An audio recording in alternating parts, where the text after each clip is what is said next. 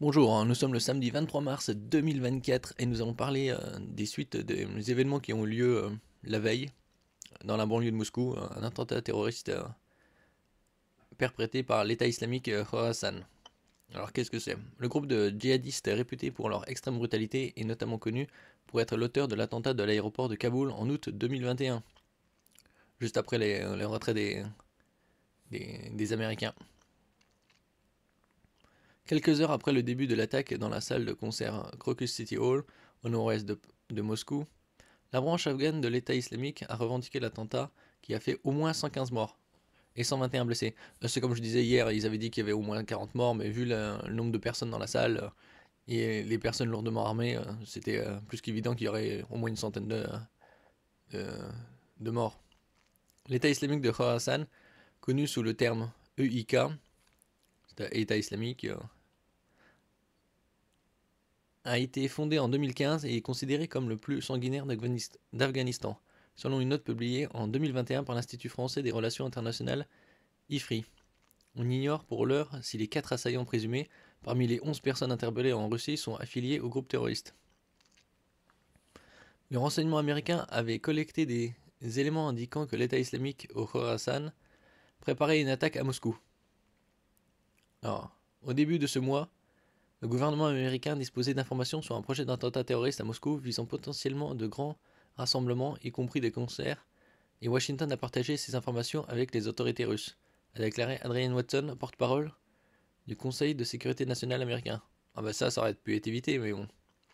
Vu que les tensions entre les États-Unis et la Russie sont assez élevées, à cause du conflit en Ukraine, ils ont quand même partagé, d'après la porte-parole du Conseil de sécurité nationale américain, les informations comme quoi il y aurait un potentiel attentat ce mois-ci, enfin à venir. Fixation sur la Russie. L'EIK se serait issu d'une scission au sein des talibans pakistanais. Les djihadistes formant ce groupe ont alors adopté une version plus violente de l'islam, précise le New York Times, qui cite des sources sécuritaires américaines. Le Khorasan, qui signifie en persan là d'où vient le soleil, est le nom médiéval de l'Afghanistan qui englobait alors une partie du Turkménistan, de l'Ouzbékistan et du Tadjikistan. Selon Reuters, ces djihadistes sont réputés pour leur extrême brutalité. Oui, enfin, d'un autre côté, des terroristes, c'est des dégénérés. Hein. Donc la brutalité, c'est le minimum chez eux. Après une période de tranquillité, le groupe de terroristes multiplie à nouveau les attaques extérieures d'après des responsables américains de la lutte contre le terrorisme cités par le New York Times. Moi, ils n'ont pas assez nettoyé en fond en comble, les Américains. 20 ans de présence. L'EIK s'est imposée comme la branche de l'EI la plus tournée vers l'international. Elle a produit de la propagande dans plus de langues que n'importe quelle autre filiale depuis l'apogée du califat autoproclamé en Irak et en Syrie. Ajoute Lucas Weber, cofondateur du site spécialisé Militant Wire auprès de l'AFP, et de rajouter cette vision internationale inclut une campagne ambitieuse et agressive pour renforcer ses capacités opérationnelles extérieures et frapper différents ennemis à l'étranger. Le New York Times rappelle que la plupart de leurs projets terroristes en Europe ont été déjoués, ce qui a conduit à estimer que le groupe avait des capacités réduites. Oui, on va. D'un autre côté, les moyens des pays européens est bien supérieur à des groupuscules terroristes, puisqu'on a des moyens d'écoute, mais les Américains surtout, des moyens d'écoute de tout le réseau Internet. Mais la Russie est aujourd'hui dans le viseur du groupe. L'EIK fait une fixation sur la Russie depuis 2 ans, critiquant fréquemment le président Vladimir Poutine dans sa propagande, déclare au journal américain Colin P. Clark, un analyste antiterroriste au Soufan Group, société de conseil en sécurité basée à New York. L'EIK accuse le Kremlin d'avoir du sang musulman sur les mains en référence aux interventions de Moscou en Afghanistan, en Tchétchénie et en Syrie. Pour Michael Kugelman, du Wilson Center, basé à Washington, cité par Reuters, l'EIK considère la Russie comme complice d'activités qui oppriment régulièrement les musulmans.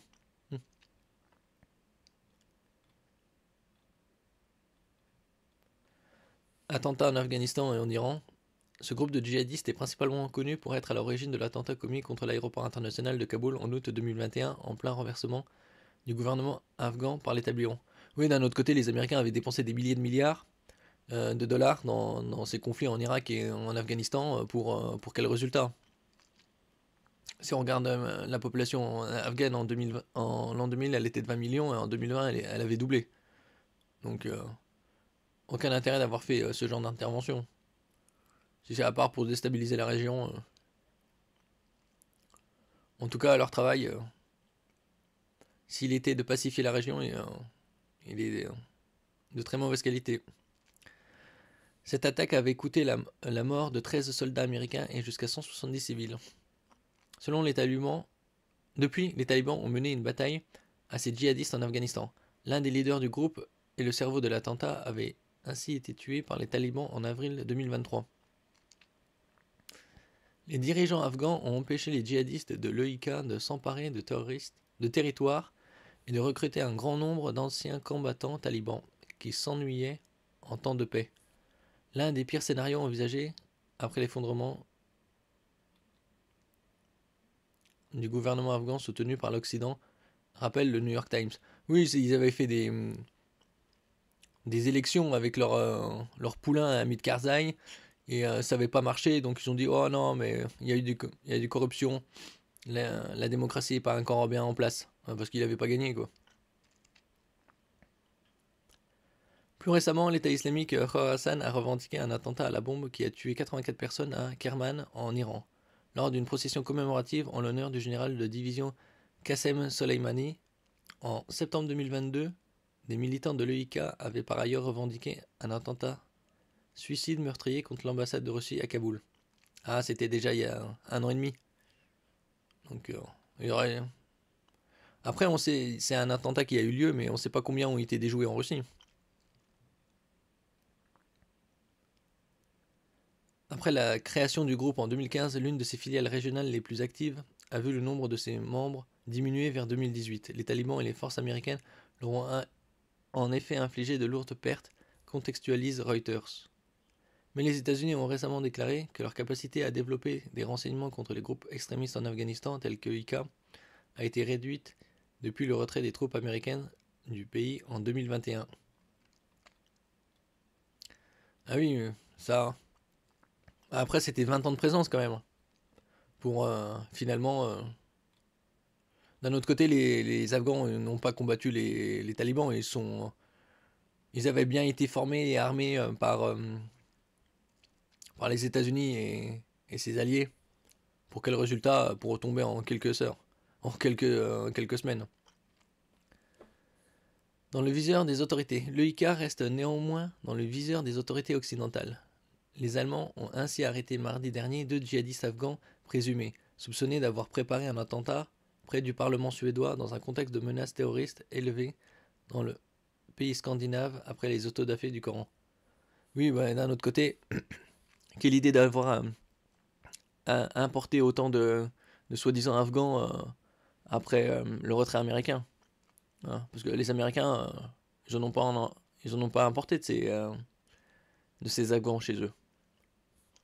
C'est surtout les pays européens, hein, des pays débiles quoi. L'un d'eux aurait rejoint l'EIK depuis l'Allemagne, rappelle l'AFP. Mais plusieurs réseaux avaient été démantelés auparavant en Europe, notamment un premier réseau russo-tadjik en Allemagne en 2020.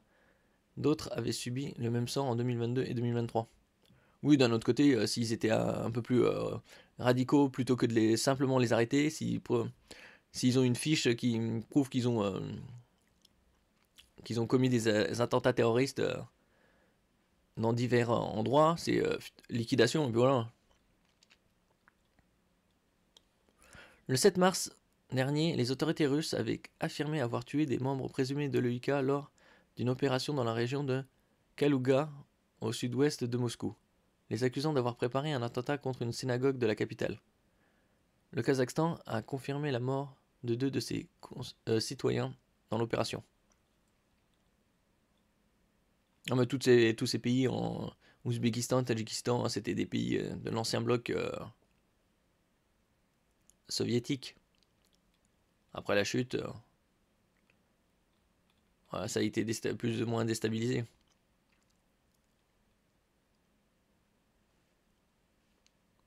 Merci pour votre écoute. N'oubliez pas de mettre un j'aime, un commentaire, de partager et de vous abonner à la chaîne. À la prochaine fois.